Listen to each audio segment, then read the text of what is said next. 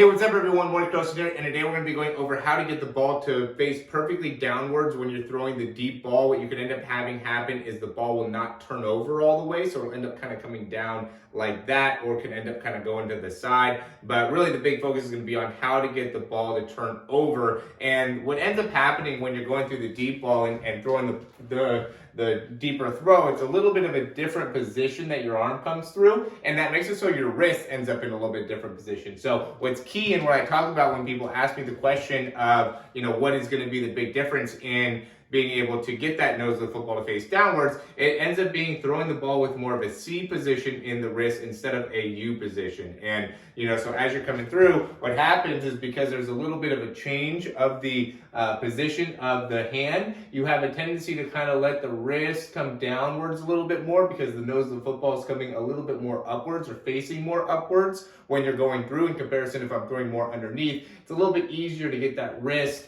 all the way up on top of the ball and coming all the way down and through. And so you just want to make sure that as you're throwing the deeper throw, you're able to, even though the nose of the football is facing up, you're still able to get to that C position. That's going to be really the critical part in making sure that you're able to get the ball to be able to turn all the way over and drop down. I used to have this issue, and the quarterback that I played with, Daniel Owen, he's now a coach at Eastern Carolina University. I want to give him a bit of a shout out here.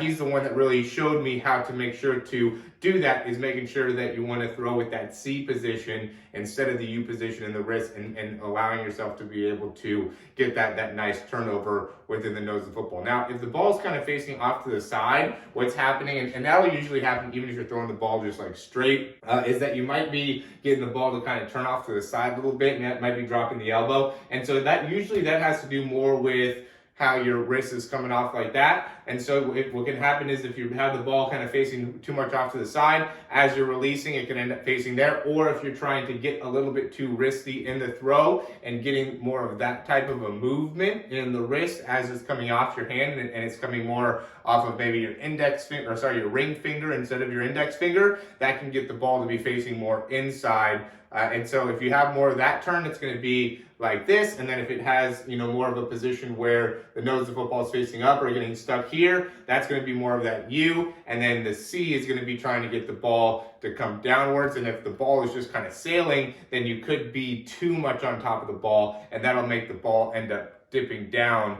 as you're actually throwing or facing straight down. So that'll end up being just trying to put, again, you're too much here, or you're trying to put too much downward pressure on the ball as it's coming off, which will make it so then the nose of the football will end up facing down. So there's a lot that you can learn with how you could just make adjustments within the wrist based off of how your actual throw performance is. So if there's things like, your ball's going side to side or up and down, you could definitely go to the wrist and be able to fix that, or even the elbow positioning, and that'll end up playing a big factor as well.